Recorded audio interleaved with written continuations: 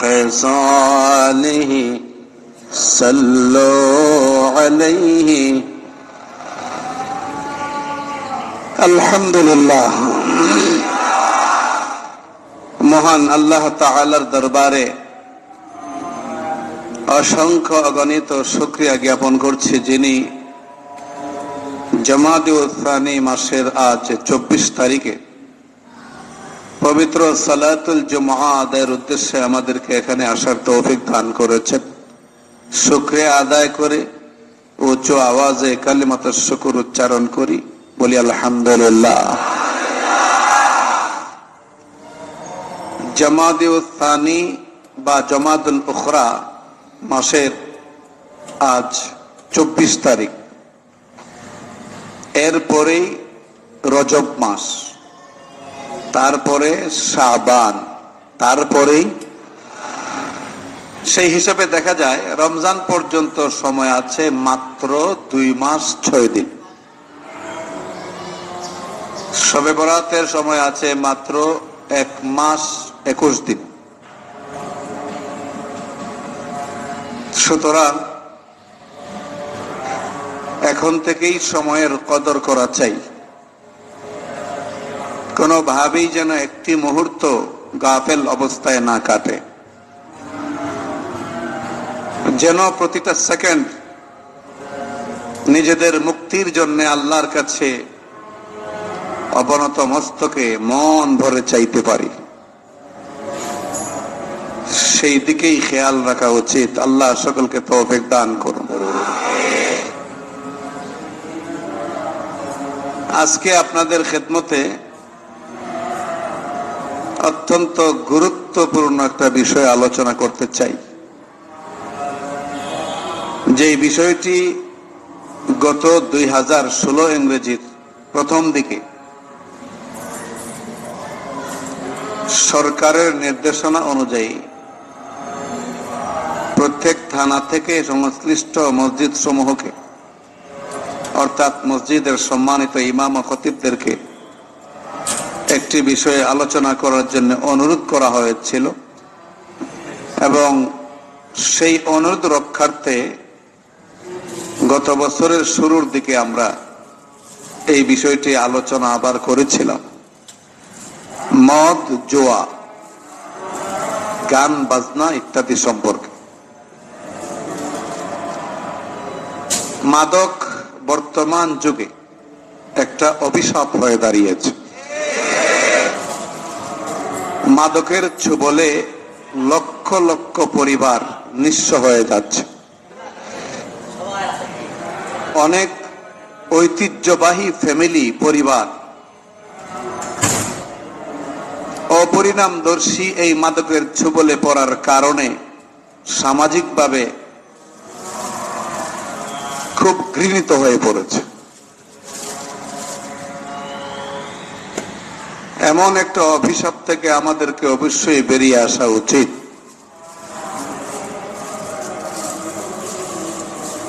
সমাজের ক্ষয়ক্ষতি হয় এমন যত ঘৃণিত কাজ আছে, এর মধ্যে মাদক হলো অন্যতম একটি কাজ। এই মাদকের মাধ্যমে 3টা ক্ষতি হয় খুব মারাত্মক। এই 3টা ক্ষতি হলো ইহলৌকিক, অর্থাৎ দুনিয়ায় থাকা অবস্থায়। আরেকটা ক্ষতি হলো পরকালীন, মূলত ওই ক্ষতিটাই বেশি মারাত্মক। পরকালীন ক্ষতিটা হলো মাদক সেবী যারা মাদক গ্রহণ করে, এদের উপরে আল্লাহর লানত, রাসূলের লানত। এবার বলুন, আল্লাহর লানত আর রাসূলের লানত যাদের উপরে থাকে তারা জান্নাতি না জাহান্নামী? সুতরাং পরকালীন ক্ষতি হলো জান্নাত হারাবে, জাহান্নাম লাভ করবে। আর ইহলৌকিক অর্থাৎ দুনিয়াবি 3টা ক্ষতি হলো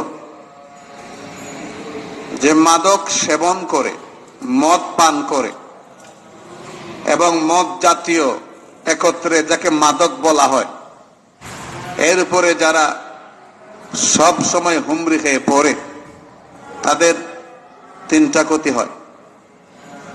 প্রথম ক্ষতি শারীরিক ক্ষতি। যারা মাদক সেবী সুস্থ থাকতে পারে না, হার্ট, বাল্ব, কিডনি সব জ্বলে পুড়ে সারখার হয়ে যায়। 2 নাম্বার ক্ষতি পারিবারিক ক্ষতি, অবক্ষয়।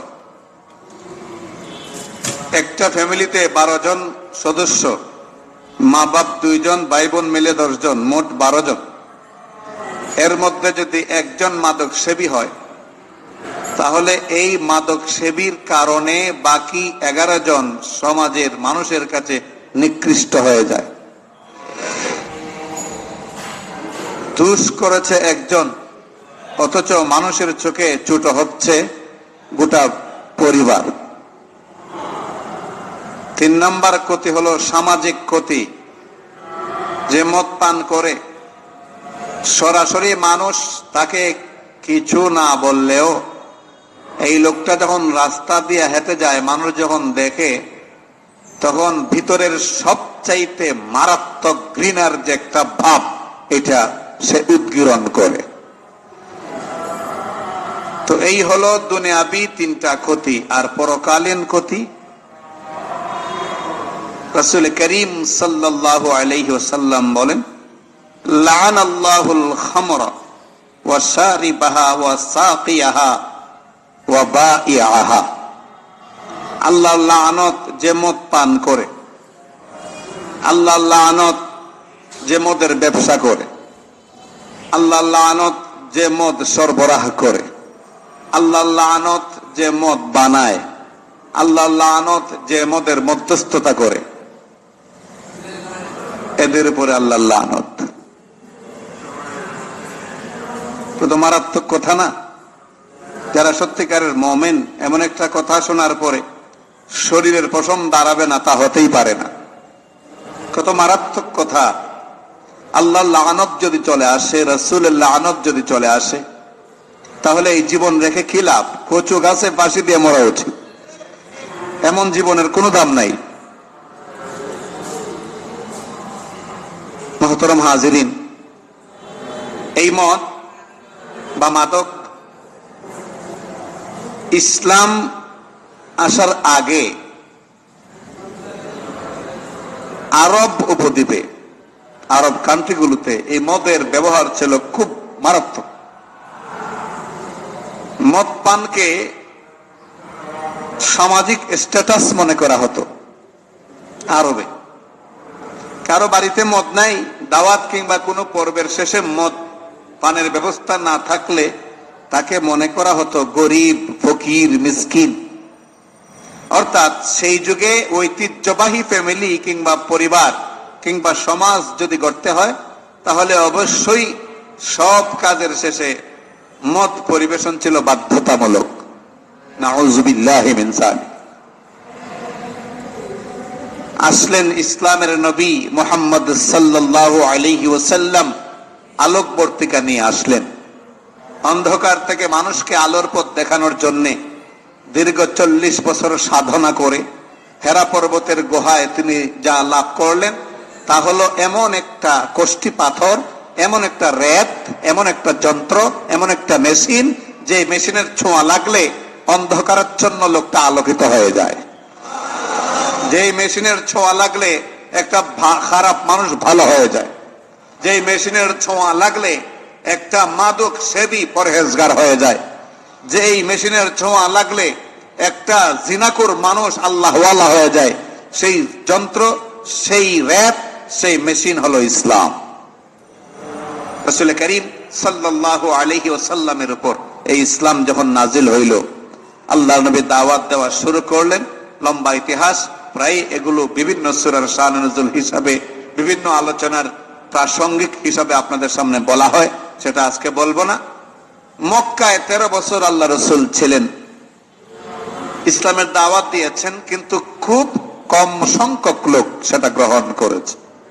আমি হয়তো সংখ্যাটা আরো বলেছি, সর্বোচ্চ 250 জন লোক, 250 লোক ইসলাম গ্রহণ করেছিল মক্কার 13 বছরের দাওয়াতি জীবনে। এই 13 বছরে শুধু নির্যাতন ভোগ করেছেন আল্লাহর নবী। আল্লাহ পাকের হুকুম ছিল শুধু নির্যাতন ভোগ করবা, পাল্টা প্রতিশোধ কিংবা হামলা করার কোনো অনুমতি নাই। এর অনুমতি দেওয়া হবে মক্কার বাইরের জমিনে, মদিনায়। এখন এই মক্কায় শুধু তুমি নির্যাতন ভোগ করবা, মানুষ তোমাকে মারুক, মানুষ তোমাকে কাটুক, মানুষ তোমাকে নির্যাতন করুক, মানুষ তোমার উপরে হামলা করুক, মানুষ তোমার নাম বিকৃত করে বলুক, তোমাকে মোল্লা বলুক, জঙ্গিবাদ বলুক, সন্ত্রাসী বলুক, যাই বলুক না কেন, চুপ থাকবে, একদম চুপ। এই 13 বছরে তুমি শুধু তোমার আখলাককে পরিদর্শন করবে। বাকি মদিনার 10 বছরের জিন্দেগিতে এই 13 বছরের মক্কি জীবনের প্রদর্শিত আখলাকের বরকতে মদিনার 13 বছরের এই 10 বছরের জিন্দেগিতে আমি লক্ষাধিক তোমার অনুসারী বানায়া দেব। আল্লাহ পাক রব্বুল আলামিন তার সেই ওয়াদা পূরণ করেছেন। আল্লাহর নবী মদিনাতে চুপচাপ থেকেছেন এবং মদিনায় বিধান সংক্রান্ত আয়াত নাজিল হয়েছে খুব কম। মদিনায় বিশেষ করে কাফির মুশরিকদের বিভিন্ন চরিত্র নিয়ে আলোচিত আয়াতগুলো নাজিল হয়েছে। বিধান সংক্রান্ত আয়াত, অর্থাৎ সহজে বোঝার জন্য বলছি, বিধান যা নাজিল হয়েছে এর সিংহভাগ মদিনায়, মক্কায় খুব কম। তো মদিনায় যাওয়ার পরে হযরত উমর ফারুক রাদিয়াল্লাহু আনহু এবং নবীজির আরেকজন সাহাবী হযরত মুআজ ইবনে জাবাল রাদিয়াল্লাহু তাআলা আনহুম, এই দুইজন বিশিষ্ট বুজুর্গ সাহাবী রাসূল করিম সাল্লাল্লাহু আলাইহি ওয়াসাল্লামের দরবারে একদিন গিয়ে বললেন, ইয়া রাসূলুল্লাহ, ওগো আল্লাহর নবী মুহাম্মদ সাল্লাল্লাহু আলাইহি ওয়াসাল্লাম, যখনই নামটা আসবে মেহেরবানি করে দরুদটা একটু সশব্দে উচ্চারণ করবেন, ইনশাআল্লাহ দিলের জংকার সব পরিষ্কার হয়ে যাবে। মুহাম্মাদুর রাসূলুল্লাহ সাল্লাল্লাহু আলাইহি ওয়াসাল্লাম। হযরত ওমর রাদিয়াল্লাহু আনহু আর মুআজ ইবনে জাবাল রাদিয়াল্লাহু আনহু বললেন, ইয়া রাসূলুল্লাহ, আপনার কতটুকুন এই ব্যাপারে দৃষ্টি আকর্ষিত হয়েছে জানি না, কতটুকুন আপনি দেখতে পেরেছেন জানি না, তবে আমাদের অভিজ্ঞতায় বলছি এই মাদকের কারণে গোটা দেশ একটা হাহাকারে পড়ে গেছে। সমাজ পরিবার আজকে ধ্বংসের পথে চলে যাচ্ছে। এই মাদকের ছোবলে ভদ্র ভদ্র ফ্যামিলিগুলো কেমন জানি ঘৃণার বস্তু হয়ে যাচ্ছে। ওগো আল্লাহর নবী, এই মাদকের কারণে আর্থিক ক্ষতি হচ্ছে, মানুষের চারিত্রিক ক্ষতি হচ্ছে, এই মাদকের কারণে মানুষের মানসিক ক্ষতি হচ্ছে, মানুষ বিকারগ্রস্ত হয়ে যাচ্ছে, অলস হয়ে যাচ্ছে, শরীরে রোগের বাসা বেঁধে ফেলছে। ইয়া রাসূলুল্লাহ, মদ সম্পর্কে আপনি আপনার মহান প্রভুর কাছ থেকে কোন একটা বিধান মেহেরবানি করে চেয়ে আনুন। রাসূল করিম সাল্লাল্লাহু আলাইহি ওয়াসাল্লাম বললেন, হে ওমর, তুমি তো ভালো করে জানো তোমার পয়গম্বর কোনদিন মন থেকে বানিয়ে কোনো কথা বলেন না, ঠিক নেই? আওয়াজ করে বলুন ঠিক না? মন থেকে বানিয়ে কোনো কথা আমাদের দেওয়ানবাগী হুজুরের মতো, আমাদের রাজারবাগী হুজুরের মতো, আমাদের অমুক তমুক আরো যে কত হক দাবিদার ভণ্ডরা আছে না, এদের মতো নাকি? যখন যেটা মনে চায় এক এক সময় এক একটা বললো। আল্লাহ পাক রব্বুল আলামিন যখন কোনো কথা বলেন তখন ওই আল্লাহ রাসূল বলেন, এর আগে একটা কথাও রাসূল বলেছেন এর নজির নাই। মা ইয়ানতিকু আনিল হাওয়া ইন হুয়া ইল্লা ওয়াহয়ুন ইউহা। নফস থেকে আল্লাহ রাসূল বানায় একটা কথাও বলেন না। আল্লাহ নবী বললেন, হে ওমর, হে মুআজ, একটু অপেক্ষা করো, দেখি তোমাদের কথার সমর্থনে আসমানওয়ালার কাছ থেকে কি রিপ্লাই আসে।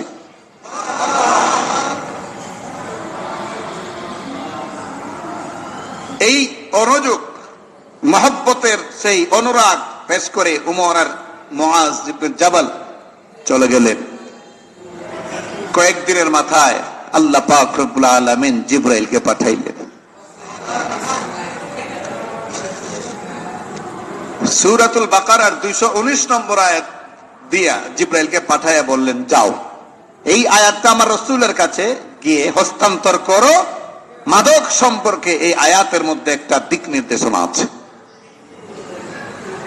হযরত জিবরাইল আলাইহিস সালাম আসলেন, এসে বললেন, ইয়া রাসূলুল্লাহ, গো আল্লাহর নবী মুহাম্মদ সাল্লাল্লাহু আলাইহি ওয়াসাল্লাম,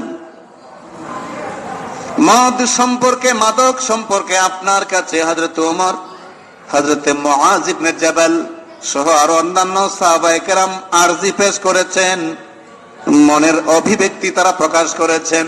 মদ সম্পর্কে যেন আপনি আল্লাহর কাছ থেকে কোনো একটা বার্তা নিয়ে আসেন। ইয়া রাসূলুল্লাহ, ওগো আল্লাহর নবী মুহাম্মদ সাল্লাল্লাহু আলাইহি ওয়াসাল্লাম, আল্লাহ পাক রব্বুল আলামিন সূরাতুল বাকারার 219 নম্বর আয়াত নাজিল করলেন।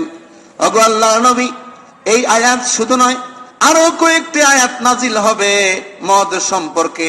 চূড়ান্ত আয়াতে গিয়া চূড়ান্ত নির্দেশনা দেওয়া হবে। কিন্তু এখন যে নির্দেশনা এসেছে, আপনি সাহাবায়ে কেরামকে ডেকে এনে তাদের সামনে তিলাওয়াত করে শুনিয়ে দিন। আয়াত নাজিল হয়ে গেল। ইয়াসআলুনাকা আনিল খামরি ওয়াল মাইসির কুল ফীহিমা ইসমুন কাবীরুন ওয়া মানাফিউ লিন-নাস ওয়া ইসমুহুমা আকবারু মিন নাফইহিমা। শুধু সাইনবোর্ডে মাদককে না বলুন লেখলেই মাদক ছাড়বে না মাদক সেবীরা। কারণ মাদক এত ঘৃণিত জিনিস, এটা পান করার পরে এত সহজে মানুষ ভদ্র হতে পারে না যে আপনি মাদককে না বলুন বইলা এই সাইনবোর্ড লেখলেই আর মাদক সেবীরা মদ পান করবে না, এমনটি নয়। সত্যিকার অর্থেই যদি মাদককে না বলুন এইটা সমাজে কার্যকর হতে দেখতে চান, অবশ্যই কোরআনে এই ব্যাপারে কি বলা হয়েছে সবগুলো আয়াতের তরজমা, তাফসীর এবং তার দিক নির্দেশনামূলক বক্তব্য রাস্তার মোড়ে মোড়ে টাঙ্গিয়ে রাখুন। ইনশাআল্লাহ 3 মাস সময় লাগবে, গোটা দেশ মাদক মুক্ত হয়ে যাবে। কিন্তু এই কথা বললে আজকে অনেকে বলবে এটা মৌলবাদীদের কথা। এই কথা বললে আজকে অনেকে বলবে এগুলো হুজুরগিরি কথা। কোরআনের কথা বললেই যদি মৌলবাদীর কথা হয়, কোরআনের কথা বললেই যদি সন্ত্রাসবাদের কথা হয়, কোরআনের কথা বললেই যদি জঙ্গিবাদের কথা হয়, তাহলে এমন কথা তো বাদ দেওয়া যাবে না, শুধু বলতেই হবে। আয়াত নাজিল হয়ে গেল। আল্লাহ পাক রব্বুল আলামিন বলেন, ইয়াসআলুনাকা আনিল খামরি ওয়াল মাইসির, হে মুহাম্মদ সাল্লাল্লাহু আলাইহি ওয়াসাল্লাম, আপনার কাছে লোকেরা মদ আর জুয়া সম্পর্কে জিজ্ঞেস করে, প্রশ্ন করে, জানতে চায় এর স্বরূপ কি, এই ব্যাপারে আমি আল্লাহর বক্তব্য কি এরা জানতে চায়।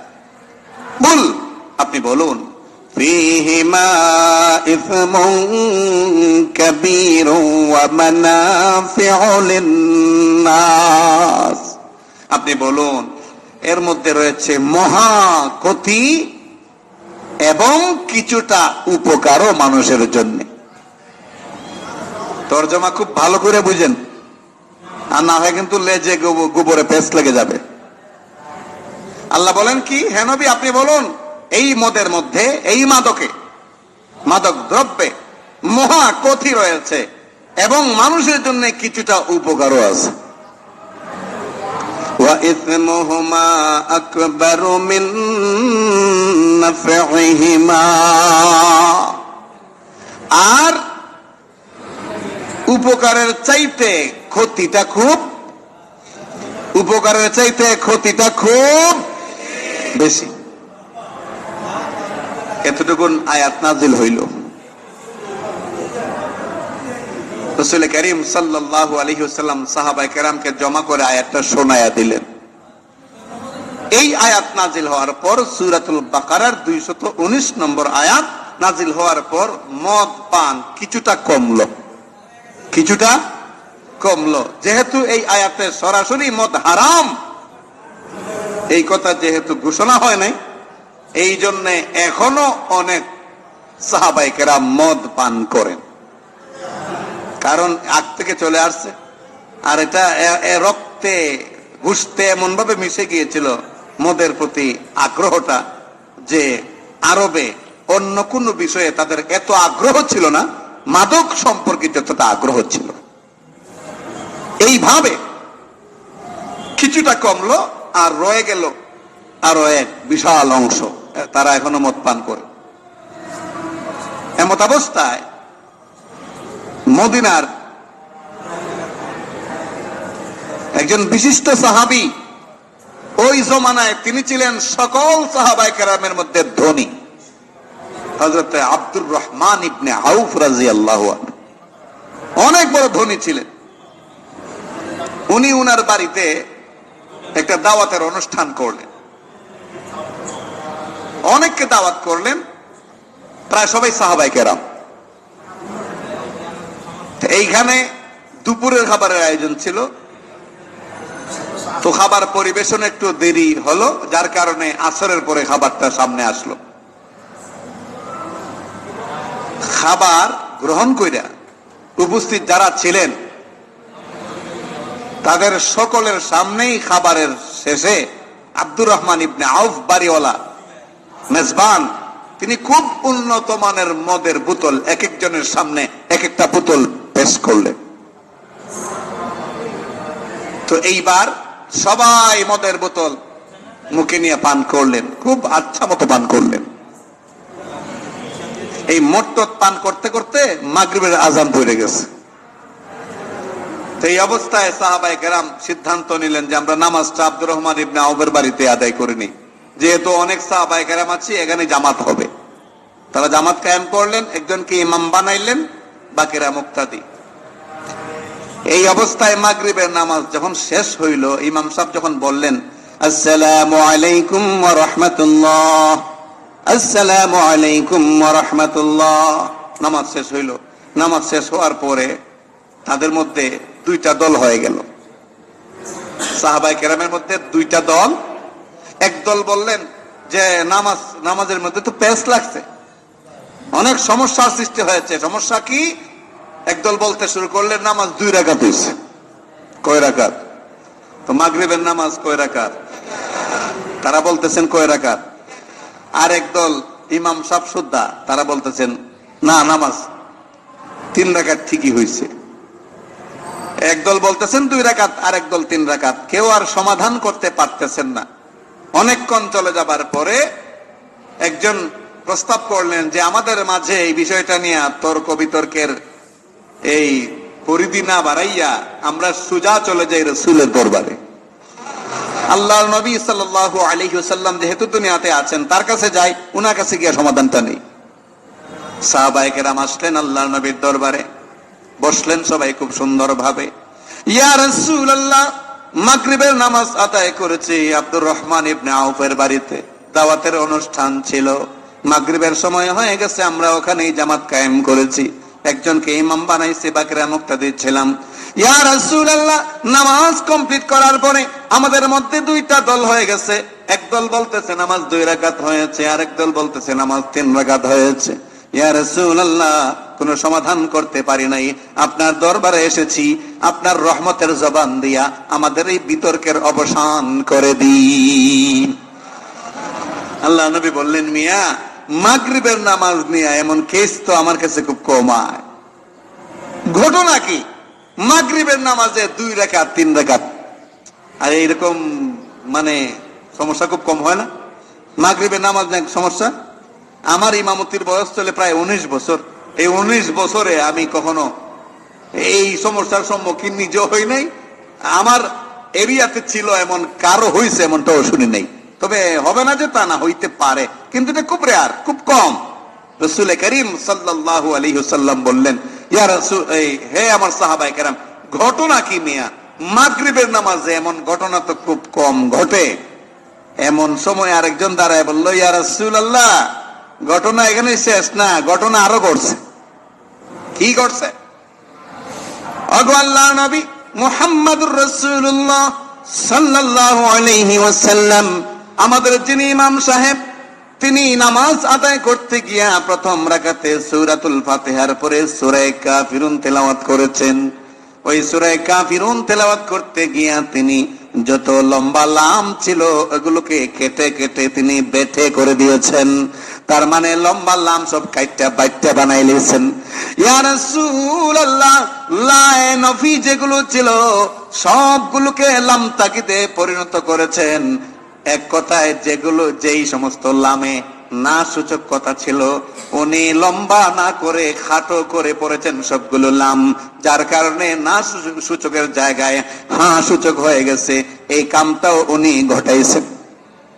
আল্লাহ নবী বললেন, বুঝলাম না ঘটনাকে। আচ্ছা বলো তো দেখি, তোমরা নামাজের আগে কি করছিলা? নামাজের আগ মুহূর্তে তোমরা করছিলাটা কি একটু বলো। আব্দুর রহমান ইবনে আওফের বাড়িতে দাওয়াত খাইলা, এরপরে নামাজে দাঁড়াইলা, তো এর আগে কি করছিলা? তখন একজন সাহাবী বললেন, ইয়া রাসূলুল্লাহ, এর আগে আমরা বোতল টানছিলাম, মদ পান করেছিলাম, মাদক সেবন করেছিলাম।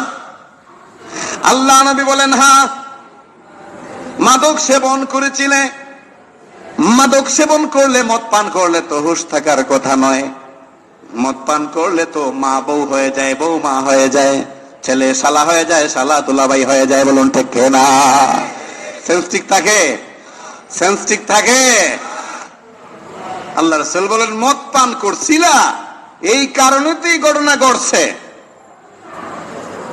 এমন সময় হযরত ওমর আয়েশা হাজির, ইয়া রাসূলুল্লাহ, কত করে আপনাকে বলেছি ওগো আল্লাহর নবী মুহাম্মদ সাল্লাল্লাহু আলাইহি ওয়াসাল্লাম, কত করে আপনাকে বলেছি আপনি আল্লাহর কাছ থেকে কোনো একটা ফরমান নিয়ে আসেন, কিন্তু আপনি তো এই ব্যাপারে কোনো ফরমান নিয়ে আসেন না।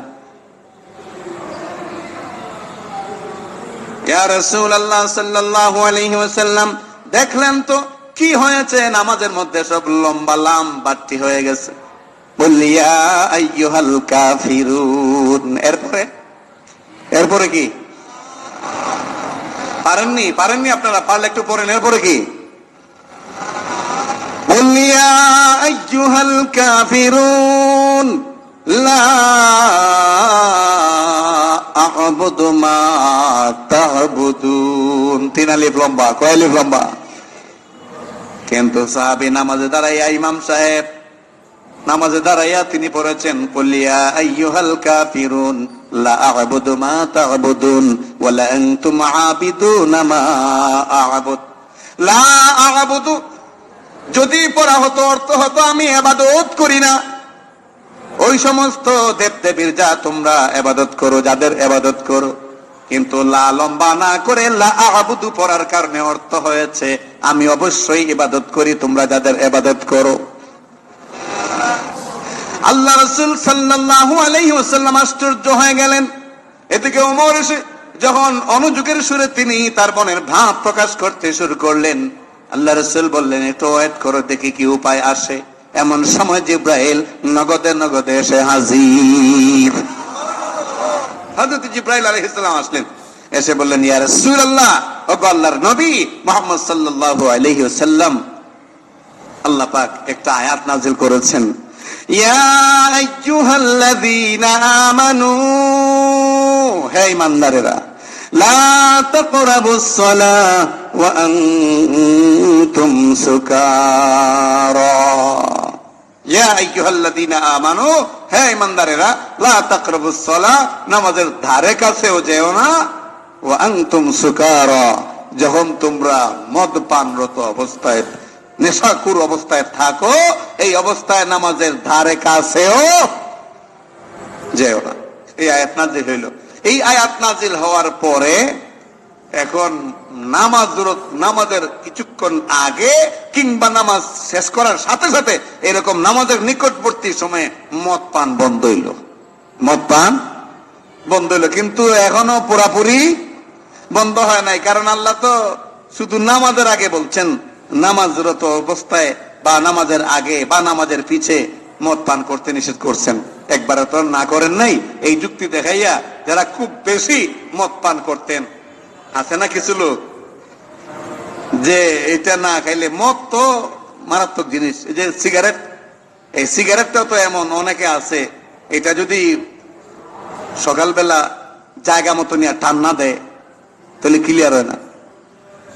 আসেনি এমন কিছু অভ্যাসী লোক, তো জায়গা মতো টান দিতে হয়। তো জায়গা মতো যদি এটা টান দিলে তোমার ক্লিয়ার হয়, তাহলে এখানে 1 প্লেট বিরিয়ানি নিয়ে যাও, সেটা খাইলে তো ক্লিয়ার হয়ে যাবে। কারণ বাথরুমে গিয়ে যদি ধূমপান করতে পারে ওই লোক তো নাস্তাও করতে পারে বাথরুমের ভিতরে, ব্যবধান আছে নাকি? এই আয়াত নাজিল হওয়ার পরে নামাজরত অবস্থায় কিংবা তার আগে পিছে মদ পান কিছুটা না, মানে নামাজরত অবস্থায় পুরোপুরি কমে গেল। এই অবস্থায় চলছে কিছুদিন। মদিনার আরেকজন সাহাবী নাম ছিল ইতবান ইবনে মালিক রাদিয়াল্লাহু তাআলা আনহু, তিনিও ধনী সাহাবী। তিনি দাওয়াত করলেন আরো কিছু সাহাবাই কেরামকে, সবাই গেলেন। দাওয়াত শেষে দেওয়া হলো মদ। তো আরবের ঐতিহ্য ছিল দাওয়াতের শেষে মদ পান করে তারা বিভিন্ন রকম কবিতার আবৃত্তি করত, শের গাইতো। ওই কবিতা আবৃত্তি করতে গিয়া কখনো নিজের সুনাম বেশি করে বলতো, কখনো অপরের দুর্নাম বেশি করে বলতো। তো ইতবান ইবনে মালিকের বাড়িতে গিয়া সাহাবায়ে কেরাম দাওয়াত খাইলেন। খাওয়ার পরে মদ পরিবেশন করা হলো সবার সামনে, তারা মদ পান করলেন। মদ পান করার পর নবীজির একজন বিশিষ্ট সাহাবী, তার নাম ছিল হযরতে সাদ ইবনে আবি ওয়াক্কাস রাদিয়াল্লাহু আনহু, অনেক বয়স কম বুজুর্গ সাহাবী। উনি কবিতা গাইতেছেন, উনিও মদ পান করছেন একটু আগে। তো কবিতা মানে মাতাল তো এই অবস্থায়, মাতার তো সেন্টার কি নাই, ঠিক নাই। তিনি কবিতা আবৃত্তি করতে গিয়া আনসার যুবক সাহাবায়ে কেরাম যারা ছিলেন তাদের বিরুদ্ধে কয়েকটা কটু কথা, মানে টক কথা, কয়েকটা মানে অপছন্দনীয় কথা বলে ফেললেন কবিতার মধ্যে। জুস উঠে গেছে।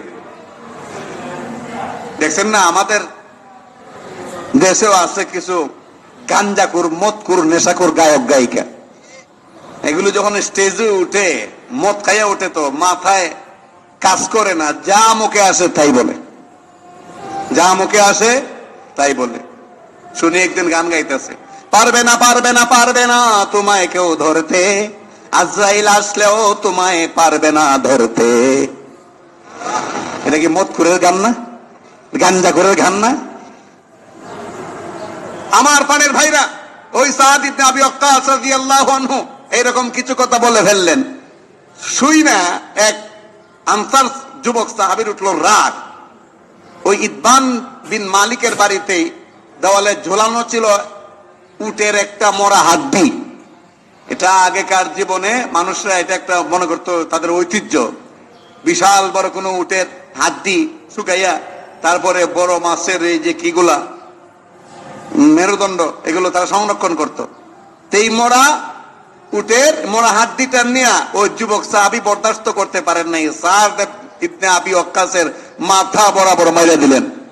বেটা, আমাদের বিরুদ্ধে এত বড় কথা, আমরা জীবদ্দশায় আমরা তোমাদেরকে জায়গা দিছি, মক্কা থেকে আইসো সবকিছু ফালাইয়া, আমরা দিলাম জায়গা, আর আমাদের বিরুদ্ধে বদনাম। আঘাত করলো, মুহূর্তের মধ্যে মাথা ফেটে গেল, ঝরঝর করে রক্ত ঝরতে শুরু করলো। আমার পানের ভাইরা, এই অবস্থায় সাদ ইবনে আবি ওয়াক্কাস রাদিয়াল্লাহু আনহু আল্লাহর নবীর দরবারে চলে গেলেন। ইয়া রাসূলুল্লাহ, দেখুন আনসার সাহাবী কি করেছে, আমার মাথা ফাটায় দিয়েছে। আল্লাহ নবী বললেন, কি করেছিলে? তিনি তখন পুরা ঘটনা বললেন। নবীজি ওই মুহূর্তে বললেন, উমর এতদিন পর্যন্ত আমার পিছনে লেগে আছে, আমি আল্লাহ পাকের দিকে তাকিয়ে আছি, আজকে আর দেরি করব না, সরাসরি আল্লাহর কাছে এমন দোয়া করব যেন মদ সম্পর্কে চূড়ান্ত বিধান নাজিল হয়ে যায়। তখন রাসূল করিম সাল্লাল্লাহু আলাইহি ওয়াসাল্লাম দোয়া করলেন, আল্লাহুম্মা বায়্যিন লানা ফিল খামরি বায়ানান শাফিয়া, আল্লাহুম্মা বায়্যিন লানা ফিল খামরি বায়ানান শাফিয়া। এই দোয়াটা করলেন, আবু দাউদ শরীফের মধ্যে আছে। রাসূল করিম সাল্লাল্লাহু আলাইহি সাল্লাম দোয়া করলেন, আল্লাহ মদ সম্পর্কে, মাদক সম্পর্কে, জুয়া সম্পর্কে এবং যত নেশা মানে বস্তু আছে এগুলো সম্পর্কে আপনি পরিষ্কার পরিষ্কার পরিষ্কার পরিষ্কার একটা বিধান নাজিল করে আমার উম্মতকে আপনি হেফাজত করুন। আমার প্রাণের ভাইরাম, এই দোয়া যখন আল্লাহ নবী করলেন, আমি জিজ্ঞেস করতে চাই, উম্মতের এই মারাত্মক একটা বিপর্যয়ের মুহূর্তে উম্মতের নবী যাকে সৃষ্টি করা না হলে গোটা দুনিয়ার কিছুই সৃষ্টি করা হতো না, উনি দোয়া করবেন আর আল্লাহ পাক কি নীরব বসে থাকবেন নাকি কবুল করবেন? কবুল করবেন কি করবেন না? আল্লাহ পাক কবুল করলেন। আমার পাড়ের ভাইরা, প্রথম আয়াত ছিল সূরাতুল বাকারার 219 নম্বর আয়াত। দ্বিতীয় আয়াত ইয়া আইয়ুহাল্লাযীনা আমানু লা তাকরাবুস সালাহ ওয়া আনতুম সুকারা, এটা ছিল সূরা নিসার 43 নম্বর আয়াত। এইবার আল্লাহ পাক রব্বুল আলামিন কিয়ামত পর্যন্ত মদকে হারাম করলেন। যে কোনো লেভেলে আসুক, যে কোনো নামে আসুক, যে কোনো শিরোনামে হোক না কেন, যাবতীয় মাদককে আল্লাহ পাক হারাম ঘোষণা করে সূরা মাইদার 90-91 নম্বর আয়াতগুলো নাজিল করে জিব্রাইলকে পাঠিয়ে দিলেন। হে জিব্রাইল, যাও দেখি আমার নবীর কাছে যাও, গিয়ে সূরা মাইদার এই 90-91 নম্বর দুটি আয়াত আমার নবীর কাছে তুমি দিয়ে আসো। এই আয়াতগুলোর মাধ্যমে আমি আল্লাহ পাক রব্বুল আলামিন কিয়ামত পর্যন্ত মাদক দ্রব্যকে হারাম ঘোষণা করেছি, জুয়াকে হারাম ঘোষণা করেছি, মূর্তিকে হারাম ঘোষণা করেছি, ভাগ্য নির্ধারক স্বরকে আমি হারাম ঘোষণা করেছি, আরো যত খারাপ জিনিস আছে গান বাদ্য সহ সব আমি হারাম ঘোষণা করেছি। যাও তুমি আয়াত দুইটা নিয়ে। জিব্রাইল আসলেন আল্লাহর নবীর দরবারে। সুবহানাল্লাহ। জিব্রাইল আলাইহিস সালাম আসলেন, এসে বললেন ইয়া রাসূলুল্লাহ, এই দেখুন সূরা মাইদার দুটি আয়াত আল্লাহ পাক নাজিল করেছেন। ইয়া আইয়ুহাল্লাযীনা আমানু, হে ঈমানদারেরা, ইন্নামাল খামরু ওয়াল মাইসিরু ওয়াল আনসাবু ওয়াল আজলামু রিজসুম মিন আমালিশ শাইতান ফাজতানিবুহু লাআল্লাকুম তুফলিহুন। إنما يريد الشيطان أن يوقع بينكم العداوة والبغضاء في الخمر والميسر ويصدكم عن ذكر الله وعن الصلاة فهل أنتم منتهون। আয়াত দুটো নাজিল হয়ে গেল। আল্লাহ বললেন, হে ঈমানদারেরা, ইন্নামাল খামরু ওয়াল মাইসিরু ওয়াল আনসাবু ওয়াল আজলাম, নিঃসন্দেহে তোমাদের জন্য মদ, জুয়া, মূর্তি, দেবদেবী, ভাগ্য নির্ধারক স্বর, এগুলো হারাম। কারণ এগুলো ঘৃণিত কাজ, এগুলো খুব ঘৃণিত বস্তু এবং শয়তানের কাজ। সাপোর্ট করেননি আপনারা? হ্যাঁ, আর আল্লাহর কথা সাপোর্ট করেননি? আল্লাহর কথা সমর্থন করেন কিনা? এটা আমার কথা না আল্লাহর কথা। কি বলেছেন আল্লাহ? হে ঈমানদারেরা, মদ, জুয়া, মূর্তি, ভাগ্য নির্ধারক স্বর ইত্যাদি ইত্যাদি যা আছে এগুলো সব ঘৃণিত বস্তু, শয়তানের কাজ। আমালিস শয়তান শব্দটা কোরআন শরীফে পরিষ্কার আছে। আমালিস শয়তান, আমল মানে কাজ, শয়তান মানে শয়তান, শয়তানের কাজ। আমালিস শয়তান, মদ পান করা, গাঞ্জা পান করা, ইয়াবা সেবন করা, আরো যত মাদক দ্রব্য আছে, তারপরে জুয়া খেলা, তারপরে মূর্তি নিয়ে খেলামেলা করা, এরপরে ভাগ্য নির্ধারক স্বর, এগুলি নিয়ে মাতামাতি করা। আল্লাহ বলেন এগুলো ঘৃণিত কাজ, ঘৃণিত বস্তু, মারাত্মক ঘৃণার জিনিস এবং শয়তানের কাজ। মানেননি আপনারা? এগুলো মানেননি? আল্লাহর এই কথা বিশ্বাস করেন কিনা? আল্লাহ বুঝা বলছেন না না বুঝা বলছেন? এইবার আল্লাহ বলতেছেন, শোনো, এই মদ আর এইগুলা জোয়া, এই যে বিষয়গুলো বললাম, এগুলো ছেড়ে দাও। ছেড়ে দিলে দুনিয়া তো কামিয়াব, পরকালও কামিয়াব।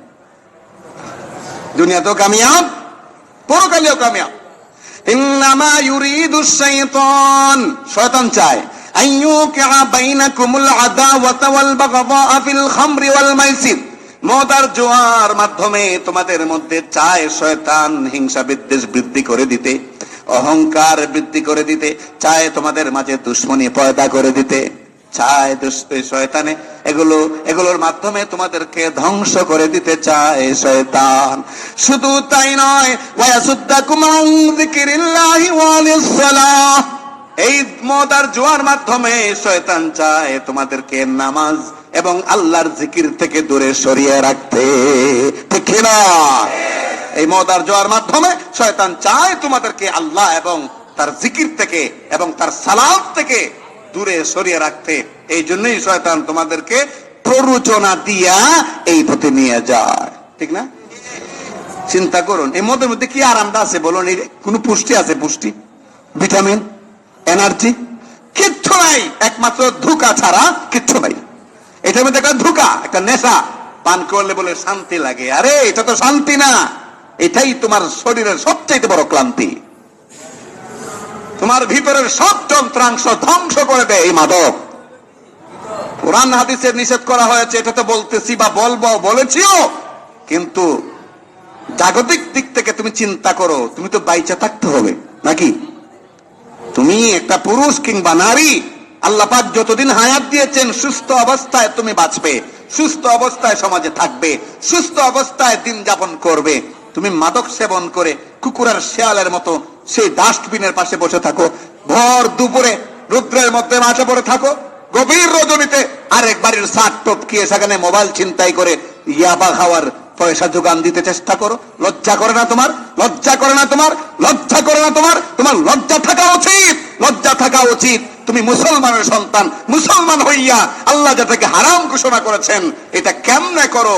অথচ কুকুর শেয়ালও এটা করে না যা আল্লাহ নিষেধ করেছেন, গাছপালাও সেটা করে না যেটা আল্লাহ নিষেধ করেছেন, পাহাড় পর্বত সেটা করে না যেটা আল্লাহ নিষেধ করেছেন, সমুদ্র সৈকত সেটা করে না যেটা আল্লাহ নিষেধ করেছেন। আর তুমি মানুষ, আশরাফুল মাখলুকাত, আল্লাহ তোমাকে নিষেধ করেছেন, মদ হারাম করেছেন, ঘুষ হারাম করেছেন, সুদ হারাম করেছেন, নারী নির্যাতন হারাম করেছেন, মাদক হারাম করেছেন। তুমি আরো বেশি করো, তুমি আরো বেশি করো।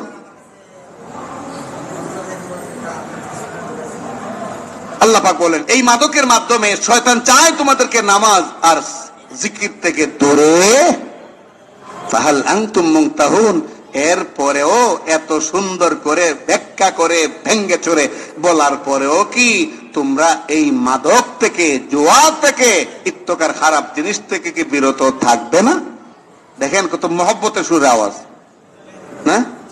আল্লাহ তো এখানে ফাহাল আনতুম মুনতাহুন না বইলা বলতে পারতেন এগুলা থেকে দূরে থাকবে না, হলে গার ভেঙ্গে দিমাগ পারে। বলতে পারতেন কি পারতেন না? পারতেন কি পারতেন না? আল্লাহ এই কথা বললে কি বলা যেত যে আল্লাহ কেমন এইরকম অভদ্র ভাষায় কথা বলছেন? এটা কি বলার শক্তি আছে কারো? আল্লাহ তো বলতে পারতেন, তা না করে কত মহব্বতের সাথে আল্লাহ বলছেন ফাহাল আনতুম মুনতাহুন। এত ক্ষতির কথা জেনেও, এটা হারাম এই কথা জেনেও শরীরের জন্য ক্ষতি, সমাজের জন্য ক্ষতি, পরিবারের জন্য ক্ষতি, সব কিছুর মূলে আল্লাহর কাছে তুমি দুশ্মন হয়ে যাবে এই মাদকের কারণে। এটা জানার পরেও তুমি কি বিরত থাকবে না? আমার বাড়ির ভাইরা, দুটি আয়াত যখন নাজিল হলো, নাজিল হওয়ার পরে আল্লাহ নবী মুহাম্মদ সাল্লাল্লাহু আলাইহি ওয়াসাল্লাম ওমরকে দায়িত্ব দিলেন, হে ওমর, মসজিদে নববীর মেহরাবে উঠে মিম্বরে মিনারের পাশে দাঁড়াইয়া ঘোষণা দিয়ে দাও মদ হারাম, মদ হারাম, মদ হারাম, মাদক হারাম। আজ থেকে মদিনায় আর কেউ মাদক গ্রহণ করতে পারবে না, মাদকের উৎপাদন করতে পারবে না, কেউ মাদক সেবনও করতে পারবে না, বিক্রিও করতে পারবে না, হারাম। আলহামদুলিল্লাহ বলবেন না? মাদক হারাম হয়ে গেল। উমর ঘোষণা দিলেন, উমরের ঘোষণা শুনে আরো সাহাবায়ে কেরাম নিজ নিজ দায়িত্বে গলি গলিতে যান আর দাওয়াত দেন। দেখেন না মাঝে মধ্যে তবলিগের ভাইরা গাছতো করে, শুক্রবারে গাছতো করে না, মহল্লা মহল্লা যায় না।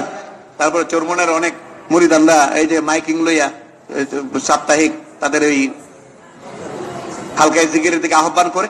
এইভাবে সাহাবায়ে কেরাম নিজ নিজ দায়িত্বে এই বাঁশের চুঙ্গাগুলো নিয়ে মনে বলা শুরু করলেন, ইয়া আখুল কারীম, হে সম্মানিত ভাই ও বন্ধুগণ, শুনুন, আল্লাহ পাক রব্বুল আলামিন মদ হারাম ঘোষণা করেছেন।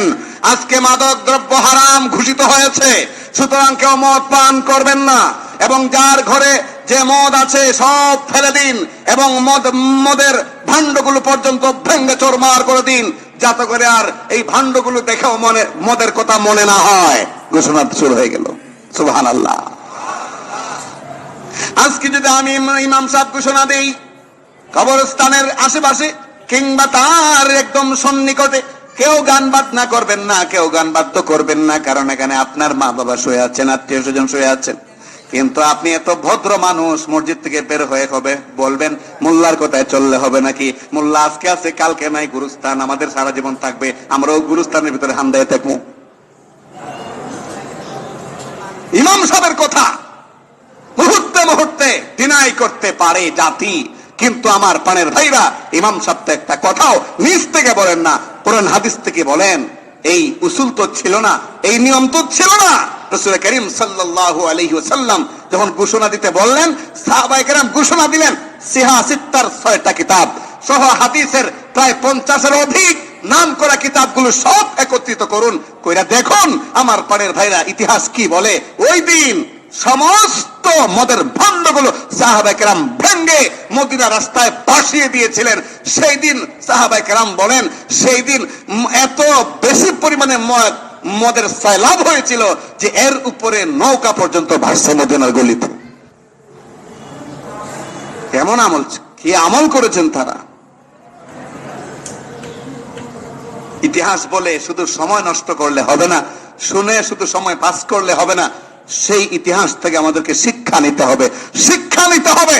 আজকের এই বয়ানের মাধ্যমে আমার একজন ভাই মুসল্লি যিনি এই পাপ কাজে জড়িত, যিনি এই মাদক সেবনে অভ্যস্ত, তার দিলটা যদি ঘুরে যায়, তিনি যদি তওবা করে নেন, আর যদি বলেন এই জীবনের জন্যই তো মদ পান করি, আর জীবনটা যদি আল্লাহর জন্য দেয়া দেই, আর আল্লাহর জন্য জীবনটা দিতে গিয়া যদি মদ কেন আরো কিছু নিজের জন্য নিষেধ করতে হয় নিষেধ করি, এই বলে তার মনটা যদি ঘুরে যায়, তাহলে আজকের আলোচনা সার্থক হবে কি হবে না? হবে কি হবে না? দোয়া করি আল্লাহর কাছে, আল্লাহ পাক এমন কোন ভাই যদি আজকের বয়ানে শরীক থাকেন যে মাদক সেবন করে, যে কোনো কোয়ালিটির মাদক হোক, আল্লাহ যেন তার মনটা ঘুরায় দেন, আল্লাহ যেন তার মনটা ঘুরায় দেন।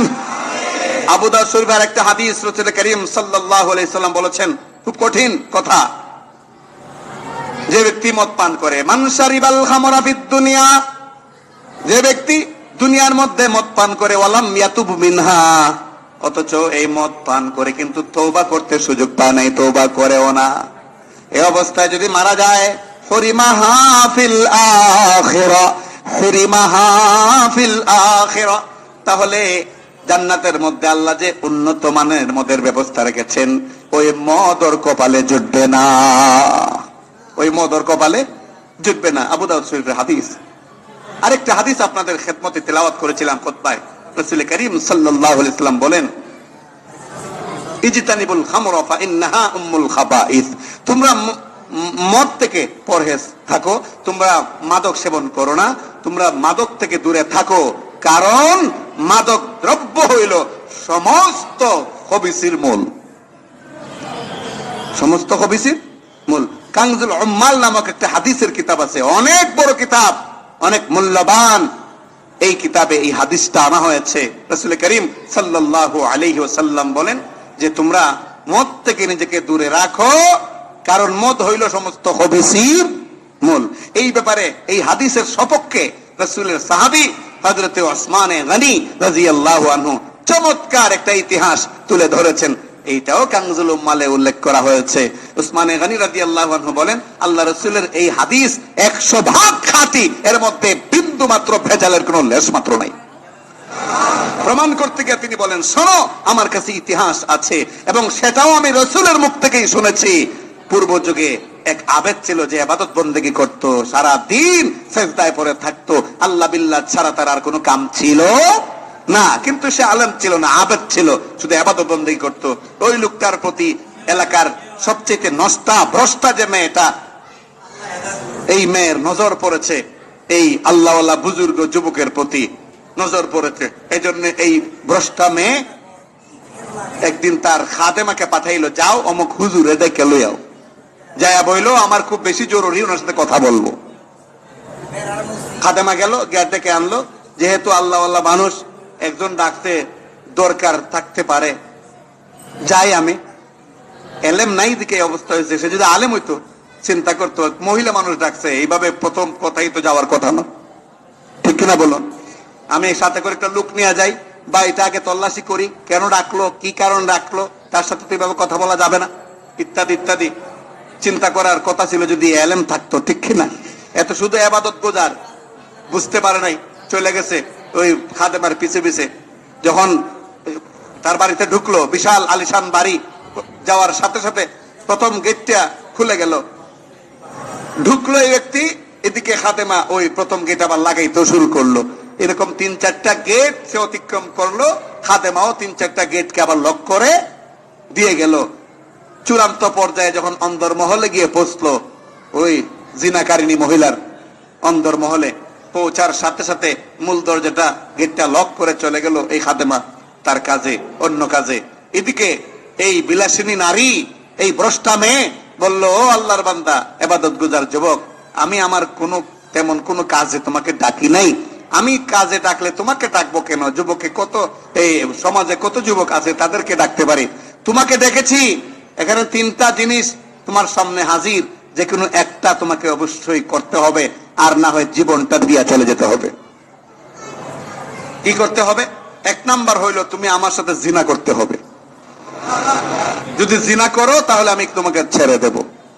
হ্যাঁ, জিনা করতে তোমার মনে যদি বাধে, যদি না পারো, তোমার সভ্যতায় ভদ্রতায় যদি না কোলায়, তাহলে আমার পাশে এই যুবকটা বসা দেখছো, এই যুবককে এই যুবকটাকে হত্যা করতে হবে।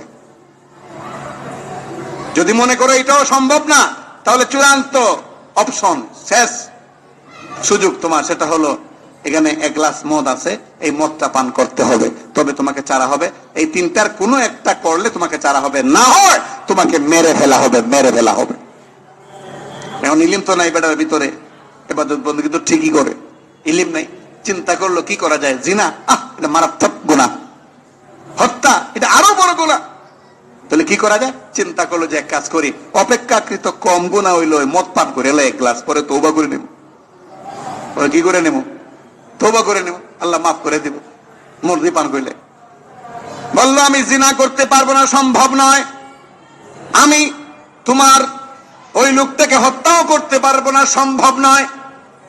তবে ওই যে 1 গ্লাস মদ রাখা আছে টেবিলের উপরে, এটা দাও, আমি পান করি। মহিলা কয়ে, এই তো আসলটাই তো চাইছো।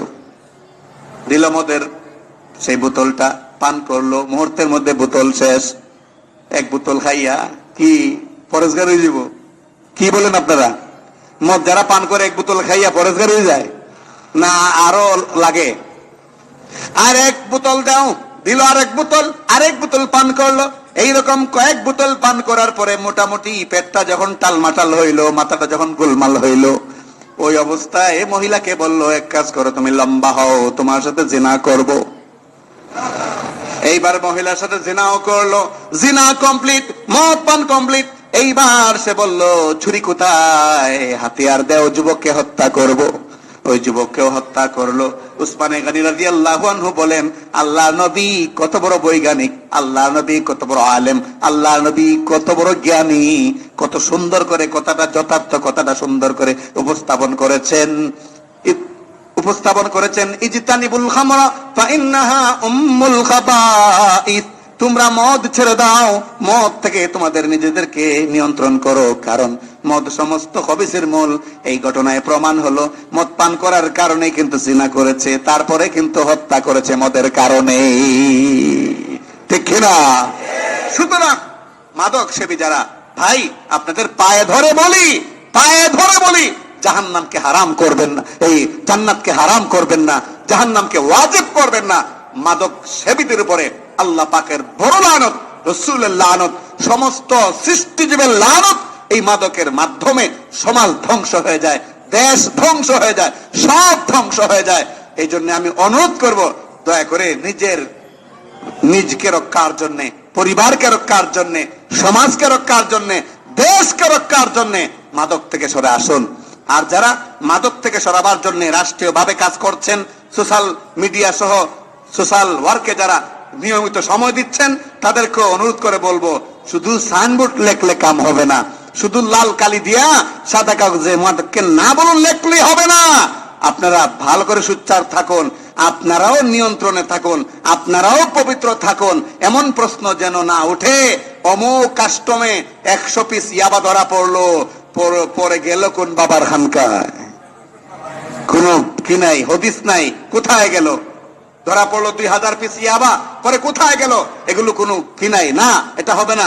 আমি বলছি না যে আপনারা নিজেরাই হয়তো দরজা বন্ধ করে খুব আচ্ছা মতো সেবন করেন, এটা আমি বলবো না, কিন্তু এইটাকে আপনারা জনসম্মুখে ভালো করে ধ্বংস করে টিভি, টেলিভিশনে, পত্রিকায় সাপ্লাই করুন সংবাদ, দেখবেন মাদক সেবী যারা কিছুটা হলো কান খাড়া হবে তাদের।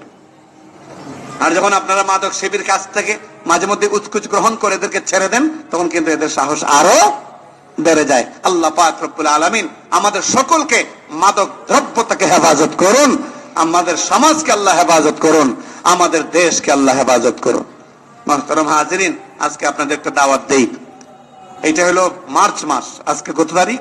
24 তারিখ, মার্চের 24 তারিখ। আগামী 21শে এপ্রিল শুক্রবার, জুমাবার আমাদের কালীগঞ্জ বড় মসজিদে ইসলাহি মাহফিলের আয়োজন করা হয়েছে। খুশি হন নাই আপনারা? কেমন জানি মন মোর আলহামদুলিল্লাহ কইলেন? হ্যাঁ, একটু মানে তেজোদ্দীপ্ত হয়ে বলুন তো আলহামদুলিল্লাহ। সেখানে দেশের প্রখ্যাত ওলামায়ে কেরামগণ তাশরিফ আনবেন। মুনাজির ইসলাম আল্লামা নুরুল ইসলাম অলিপুরি দামাত বারকাতুহুম হুজুর থাকবেন। আরিফ বিল্লাহ আল্লামা আব্দুল মতিন বিন হুসাইন দামাত বারকাতুহুম হুজুরও থাকার কথা। হযরত মাওলানা খালেদ সাইফুল্লাহ আইয়ুবী উনিও থাকার কথা বলতে দাওয়াত রেখেছেন। তারপরে মাওলানা তাফহিমুল হক হবিগঞ্জি, মাওলানা নুরুল হক নবীগঞ্জি, মাওলানা রফিকুল ইসলাম হরসপুরি অলিপুরি হুজুরের মেয়ের জামাতা উনিও দাওয়াত রেখেছেন। এছাড়া আরো অনেক উলামায়ে কেরামগণ থাকবেন। আগামী 21শে এপ্রিল কর্তৃপক্ষ মসজিদ কমিটি এই তারিখটা ঢালকানগরের হুজুরের কাছ থেকে এনেছিলেন। এই তারিখ অনুযায়ী ইসলামী মাহফিলের আয়োজন করা হয়েছে। শুনে খুশি না বেজার? শুনে খুশি না বেজার? দোয়া করতে থাকুন, আল্লাহ পাক যেন এটা বাস্তবায়ন করার তৌফিক দান করেন এবং আল্লাহ যেন এটা কবুল আর মঞ্জুর করেন। আর আগামী শুক্রবার থেকে ইনশাআল্লাহ তাফসীর হবে। আগামী শুক্রবার থেকে ইনশাআল্লাহ, মানে আগামী শুক্রবারে পবিত্র কোরআনের তাফসীর হবে। সূরা হুদের 8 নম্বর আয়াত থেকে তাফসীর শুরু হবে। আপনাদের সকলকে দাওয়াত করছি, আল্লাহ পাক কবুল আর মঞ্জুর করুন। অনেকে আজকে দোয়া চেয়েছেন, বিশেষ করে আমাদের মসজিদের সাবেক মোতাওয়াল্লি, এলাকার মান্যবর মুরব্বী ছিলেন আমাদের প্রিয় ভাই ইকবাল হোসেন চেয়ারম্যান সাহেবের সম্মানিত পিতা জনাব হাজী হেলাল উদ্দিন মেম্বার সাহেব মরহুম। আজকে 1 সপ্তাহ হয়ে গেল। গত শুক্রবার তোমরা জানাজা বুঝছি, তাই না? 1 সপ্তাহ হয়ে গেল তিনি আমাদের মাঝে নাই। তার জন্য আজকে দোয়া হবে ইনশাআল্লাহ। আরো অনেকে দোয়া চেয়েছেন। হাজী হারুন সাহেব অসুস্থ, আমাদের মুসল্লি, দোয়া চেয়েছেন, দোয়া হবে। হাজী মরহুম রহমতুল্লাহ সাহেব, হাজী শহীদুল ইসলাম সাহেবের বাবা, উনি ইন্তেকাল করেছেন গত 13 তারিখে। দোয়া চেয়েছেন, ইনশাআল্লাহ দোয়া হবে। হ্যাঁ, আরেক ভাই দোয়া চেয়েছেন, ইনশাআল্লাহ দোয়া হবে। কোরআন শরীফ খতম হয়েছে, দোয়া চেয়েছেন, ইনশাআল্লাহ দোয়া হবে। আস্তাগফিরুল্লাহ রাব্বি মিন কুল্লি যামবিন ওয়া আতুবু ইলাইহি লা হাওলা ওয়া লা কুওয়াতা ইল্লা বিল্লাহিল আলিয়্যিল আযীম। আস্তাগফিরুল্লাহ রাব্বি মিন কুল্লি যামবিন ওয়া আতুবু ইলাইহি লা হাওলা ওয়া লা কুওয়াতা ইল্লা বিল্লাহিল আলিয়্যিল আযীম।